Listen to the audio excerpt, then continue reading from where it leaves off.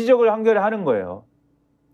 지금 말씀드린 대로 이 공갈 혐의는 정기현 이 전 국립중앙의료원장이 수백만 원인가를 내고 이 책을 사면서 다른 사람한테는 보여주지 마세요. 절대 뭐 주거나 하면 안 돼요. 이렇게 그랬는데 했는데, 그런 약속을 어겼다. 그래서 이 어긴 것에 대해서 신학림 전 위원장이 당신 그 약속 어겼단 말이야. 내가 이거 다 주변에 얘기할 거야. 당신 그 약속 어겼다는 것을 문재인 대통령한테도 내가 다 보고할 5천만 거야. 원을 줘. 이렇게 얘기를 했다는 거죠. 그래서 이제 돈을 추가로 이제 주게 됐다. 이런 얘기인데 그게 공갈이다. 근데 지금 들으셨지만은 아무 상관없지 않습니까? 윤석열 대통령 명예훼손 혐의와는. 그 놈이 나쁜 놈이라 그렇게 근데 얘기하는 거지. 판사한테 구속영장을 갖고 가서 공갈 혐의도 있어요. 이렇게 얘기를 하면은 앞에 거는 다 이게 구속이 안 되는 사안이라 할지라도 누가 명예훼손 사건으로 구속해? 근데 공갈이 있네. 이건 구속 사유가 될 수도 해가지고 만약 구속이 꼬린이 됐다. 그러면은 세상에다가 검찰이 이렇게 얘기하는 거죠. 이게 역시 이 안 좋은 질질이 안 좋은 분들이어서 구속이 역시 됐군요. 명예훼손으로 구속됐다고 사람들이 생각하게 만들려고 하는 전략인 거잖아요. 그래서 아주 악질이다 이런 거고 한겨레 6면을 보여주십시오. 네, 계속 하여튼 피해갈 수 없어요. 계속 박진희, 임성근 등 4명 혐의 빼라 국방부 조사본부 압박 이렇게 돼 있는데 지금 남이 뭐 한 거에 대해서 계속 이렇게 무슨 뭐 검찰을 부려가지고 막 이렇게 끌고 오고 이런 거 할 때가 아니라 진실을 밝히고 진상을 밝혀야 될 때다는 얘기예요. 이거는. 네. 내용을 보면요 이렇게 돼 있어요. 그 박진희 전 군사부 장관이 누군가 궁금하실 텐데요. 이종섭 전 국방부 장관의 비서실장 역할을 한 사람이에요. 지난해 최상병 손짓 사건을 재검토한 국방부 조사본부에 임성근 전 사단장을 포함한 관계자들이 혐의를 적시하지 말라는 취지로 여러 차례 압박한 정황이 드러났다고 합니다. 그러니까 박 전 보좌관은 최상병 사건이 불거진 지난해 7월 28일부터 8월 9일 사이에 임기훈 당시 대통령실 국가안보실 국방비서관과 20차례 통화해 대통령실과 국방부를 잇는 한 라인으로 지목받은 바가 있습니다. 그러니까 안보실하고 국방부 장관하고 그 사이에 놓여있는 인물이다 이렇게 보시면 될 것 같은데요. 한겨레가 공수처를 취재한 결과 공수처가 최근 조사본부 관계자들로부터 박 전 보좌관이 조사본부가 최상병 사건을 재검토한 초기부터 혐의자 4명을 빼라는 압박을 했다는 진술을 받아냈다고 합니다. 박 전 보좌관이 빼라고 압박한 4명의 혐의장에는 임 전 사단장과 박모 전 해병대 7여단장 등이 포함되어 있다고 합니다.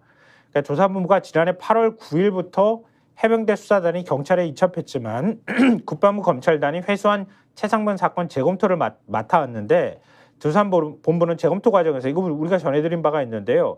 해병대 수사단이 애초 업무상 과실치사 혐의를 적용했던 8명 가운데 중위와 상사를 제외한 6명을 혐의자로 특정해 사건을 경찰에 넘기려 했다고 합니다. 그러니까 임성근 사단한테 안 빼려고 했던 거예요. 하지만 이 과정에서 박 전 부장관이 여러 차례 조사본부 관계자들에게 임 전 사단장 등 4명에게도 혐의를 특정하지 말라고 압박했다고 하는 겁니다. 결국 조사본부는 4명에 대해서 혐의를 적시하지 않은 채 사건을 경찰에 이첩했다고 하는 건데요.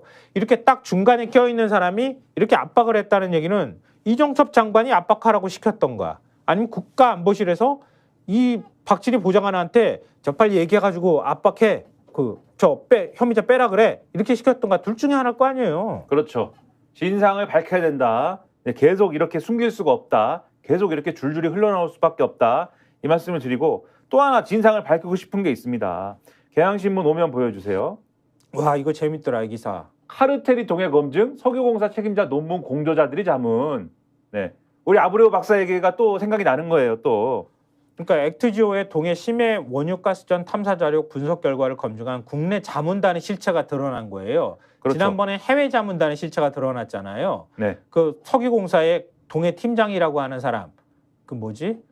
요즘 뭐 커피 뭐 배우러 다닌다고 하는 사람인데 보니까 그 사람인데 그 사람이 자기하고 논문 공저자였던가 아니면 자기가 스승이라고 하는 대학 스승이라고 하는 해외 미국에서 배웠던 그 사람들하고 연결된 사람들을 전부 해외 자문단이라고 해서 그 사람들한테 자문을 구해가지고 크로스 체킹했다고 하는데 국내 자문단하고도 회의를 했다고 얘기를 했었잖아요. 근데 국내 자문단이 누군지가 공개가 된 거예요 이번에. 이 국내 자문단에는 공주대 지질환경과학과 교수 모 씨, 한국지질자원연구원 박사 모 씨 등 3명이 포함이 되어 있는데 이 사람들은 곽원준 석유공사 수석위원하고 2014년에 논문을 공저했답니다.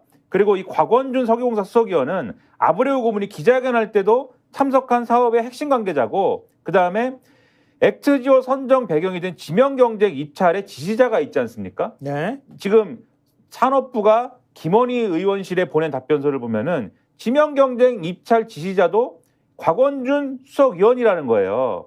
그리고 이 곽원준 수석위원이 지금 산업부의 동해심해 가스전 개발 태스크포스 대통령이 국정브리핑한 이후에 급조한 조직인데 여기도 가 있는 거다. 그래서 과정마다 액트지오가 선정이 되고 그 액트지오가 선정되고 나서 낸 결과에 대해서 검증을 하고 요 사업을 추진하는 요 일관된 과정에 다 요 분이 관계가 되어 있는데 자문한 사람도 그렇고 그리고 아브레오 박사 관계자들도 그렇고 다 석유공사의 이런 핵심적인 인물들하고 뭔가 관계가 있는 인물들인 거다. 짬짬이를 한 거지. 그러니까 여기에도 이렇게 돼 있어. 아브레오 고문과 해외 검증단 교수가 공동 연구로 엮이고 해당 교수가 석유공사의 또 다른 담당자와 사제관계인데다 곽 의원과 국내 검증단도 공동 연구자로 묶이면서 검증단 구성의 공정성 의혹은 확산할 것으로 보인다. 그렇죠.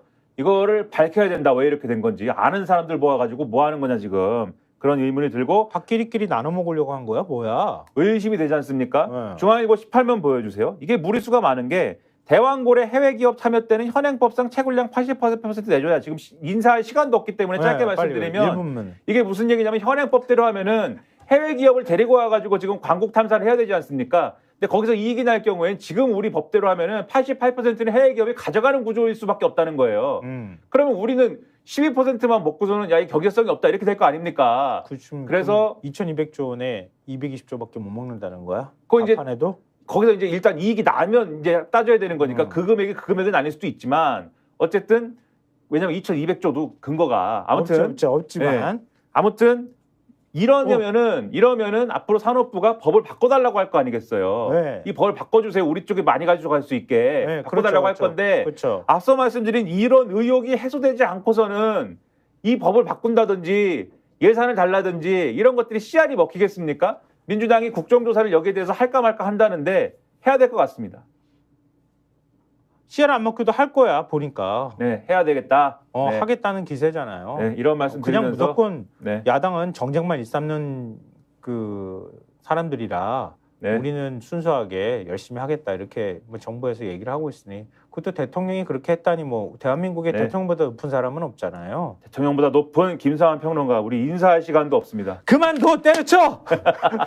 인사할 시간도 없습니다. 여기까지 하기로 하고 저는 시사평론가 김민아였습니다. 그 앞에서 PD님 뭐라고 막 얘기를 하고 계시는데 뭐라고 그래요? 얘기를 네. 네. 댓글을 읽어달라. 댓글 좀 읽어주세요. 우리 처음으로 댓글 읽어드리는 네, 거예요. 댓글 읽어주세요 빨리. 네. 모모모님 댓글을 주셨는데요. 아침마다 두 분이 상세히 알려주시는 데일리 시사 요약 많은 도움 됩니다. 감사합니다. 앞으로도 이렇게 좀 계속 주세요. 네. 읽어드리게. 댓글 읽어줄 시간이 없습니다. 네. 하지만 네, 시간이 없어. 네, 만들어서라도 읽어드리겠다. 인사. 스픽스는 말하는 언론입니다. 대세는 유튜브, 그중에서 스픽스. 좋아요, 댓글, 구독, 알림 설정. 여러분이 저희를 사랑해 주시고 우리가 여러분을 사랑하는 4가지 방법입니다.